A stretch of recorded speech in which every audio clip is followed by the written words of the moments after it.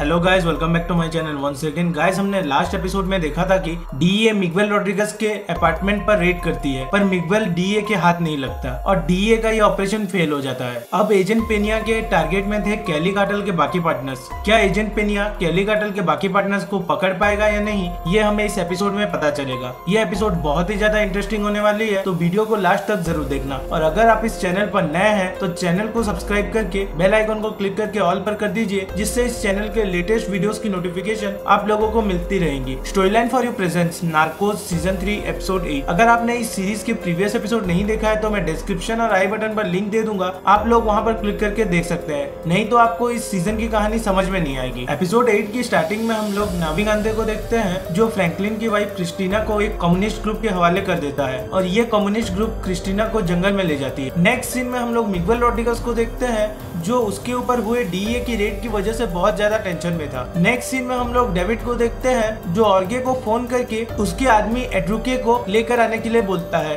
क्योंकि एड्रूके check point के पास था और उसके सामने से डीए के व्हीकल्स गए थे, पर उसने कैली कार्टेल के मेंबर्स को इसके बारे में इंफॉर्मेशन नहीं दी। नेक्स्ट सीन में हम लोग डीए एजेंट और यूएस एम्बेसडर को देखते हैं, जो कोलंबियन डिफेंस मिनिस्टर के साथ मीटिंग कर रहे थे, जहाँ पर डिफेंस मिनिस्टर एजेंट पेनिया पर बहुत ज्यादा गुस्सा करते हैं, क्योंकि वो एक प्राइवेट प्रॉपर्टी को नुकसान पहुंचा रहे थे। साथ ही उन्हें इस अपार्टमेंट पर मिगवेल रोड्रिगस भी नहीं मिला था। मिनिस्टर डीए को ऑर्डर देता है कि वो कैली कार्टेल के बारे में जितनी भी इंफॉर्मेशन मिली है वो कोलंबियन पुलिस को हैंडओवर कर देगी और अब से डीए कैली कार्टेल के ऊपर किसी भी तरह का ऑपरेशन नहीं करेगी। पर एजेंट पेनिया कोलंबियन मिनिस्टर को इस रेड में मिली कैली कार्टेल की एक लेजर देता है, जिसमें कैली कार्टेल के सारे पैसों की डिटेल्स थी, जैसे उनके पाउडर से होने वाली सेल्स, किस कोलंबियन गवर्नमेंट ऑफिशियल और मिनिस्टर को कितने पैसे रिश्वत दिए हैं और मनी लॉन्ड्रिंग के सारी डिटेल्स थी। पर ये लेजर कोडेड था और इस लेजर को सिर्फ 2 लोग डिकोड कर सकते थे। पहला कैली कार्टेल का अकाउंटेंट पेलोमारी, जो कि अंडरग्राउंड था। दूसरा कैली कार्टेल के लिए मनी लॉन्ड्रिंग करने वाला फ्रैंकलिन हुडालो, जो कि यूएस कस्टडी में था। तो मिनिस्टर एजेंट पेनिया को इन्वेस्टिगेशन कंटिन्यू करने के लिए बोलता है। नेक्स्ट सीन में हम लोग एम्बेसडर क्रॉसबी को देखते हैं, जो एजेंट पेनिया को बोलते हैं कि जितनी जल्दी हो सके फ्रैंकलिन हुडालो से कैली कार्टेल के बारे में इंफॉर्मेशन निकालो। पर गाइस, हम तो जानते ही हैं कि जब तक फ्रैंकलिन हुडालो उसकी वाइफ को देख नहीं लेता, तब तक वो कैली कार्टेल के बारे में कुछ भी इंफॉर्मेशन नहीं देगा। एजेंट पेनिया मिडिलिन सिटी के बादशाह से मिलता है और गाइस, ये और कोई नहीं डॉन बन्ना था। पर अब डॉन बन्ना पहले से ज्यादा ताकतवर था। पाब्लो एस्कोबार के मौत के बाद अब मिडिलिन सिटी का नया बादशाह था डॉन बन्ना, जिसकी एक प्राइवेट आर्मी थी। डॉन बन्ना एजेंट पेनिया को बोलता है कि तुम जिस अमेरिकन लड़की के बारे में बता रहे थे वो जंगल में कम्युनिस्ट ग्रुप के पास है और वो एजेंट पेनिया को हेल्प करने के लिए कुछ डिमांड्स रखता है। डीए ने डॉन बन्ना पर अब तक जितने भी केस किए हैं, एजेंट पेनिया उन सारे केस को क्लोज कर देगा, जिसके लिए एजेंट पेनिया मान जाता है। तो डॉन बन्ना एजेंट पेनिया को कस्तानियो ब्रदर्स से मिलवाता है, जो कि कम्युनिस्ट ग्रुप के दुश्मन थे, और ये सब मिलकर कम्युनिस्ट ग्रुप के बेस पर अटैक करते हैं और एजेंट पेनिया फ्रैंकलिन हुडालो की वाइफ क्रिस्टीना को रेस्क्यू कर लेता है। नेक्स्ट सीन में हम लोग गिलबर्टो रोड्रिगस को देखते हैं, जो मिगवेल से फोन पर बात कर रहा था। गिलबर्टो बोलता है कि अगर फ्रैंकलिन हुडालो डीए को हमारे पैसों के बारे में सारी इन्फॉर्मेशन दे देता है तो बहुत बड़ी प्रॉब्लम हो जाएगी, तो तुम्हें फ्रैंकलिन को रोकना होगा। पर मिगवेल इन्फॉर्मर को पकड़ने में इतना ज्यादा बिजी था कि वो गिलबर्टो की एक भी बात नहीं सुनता। तो गिलबर्टो फ्रैंकलिन को रोकने की रेस्पॉन्सिबिलिटी अपने बेटे निकोलस को देता है। नेक्स्ट सीन में हम लोग ऑर्गे को देखते हैं, जो एंड्रूके को कैली सिटी से बाहर भेज देता है, क्योंकि अगर एंड्रूके पकड़ा गया तो कैली कार्टेल के लोग उसे मार डालेंगे। ऑर्गे मिगवेल के पास जाकर उसे बोलता है कि एंड्रूके कैली सिटी छोड़कर चला गया,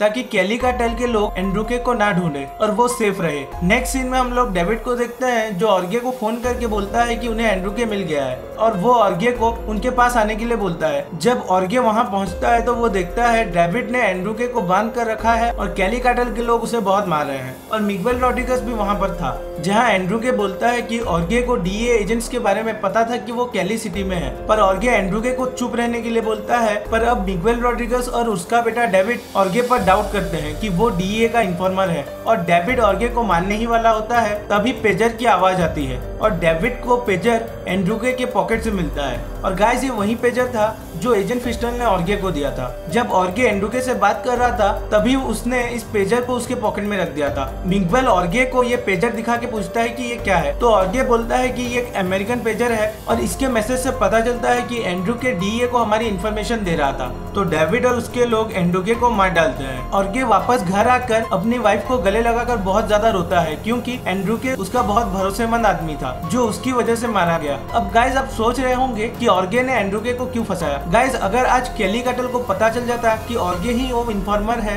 जो डीए को उनकी इन्फॉर्मेशन दे रहा है तो वो ऑर्गे और उसकी फैमिली को खत्म कर देते। नेक्स्ट सीन में हम लोग फ्रैंकलिन हुडालो को देखते हैं जिसको केली कटल का एक आदमी यूएस कस्टडी में मार डालता है और ये न्यूज निकोलस को मिल जाती है। नेक्स्ट सीन में हम लोग एजेंट पेनिया को देखते हैं जो क्रिस्टीना को यूएस भेज रहा था। तभी उसको ये इन्फॉर्मेशन मिलती है कि फ्रैंकलिन हुडालो मारा जा चुका है। क्रिस्टीना इससे बहुत ज्यादा दुखी होती है। नेक्स्ट सीन में हम लोग ऑर्गे को देखते हैं जो एजेंट डैन को फोन करके बोलता है कि तुम्हारा कोई एक इन्फॉर्मर है जो केली कटल को डीए की इन्फॉर्मेशन दे रहा है। अब गाइस ये इन्फॉर्मर कौन था ये हमें नेक्स्ट एपिसोड में पता चलेगा। इसी के साथ एपिसोड 8 यहीं पे खत्म होती है। नेक्स्ट एपिसोड में हमें पता चलेगा क्या ये डीए एजेंट्स केली कटल की उस इन्फॉर्मर तक पहुंच पाएंगे। अब फ्रैंकलिन हुडालो के मरने के बाद डीए क्या करेगी। अगर आप लोगों को मेरा एक्सप्लेनेशन अच्छा लगे तो इस वीडियो को like share and subscribe the channel. Thanks for watching.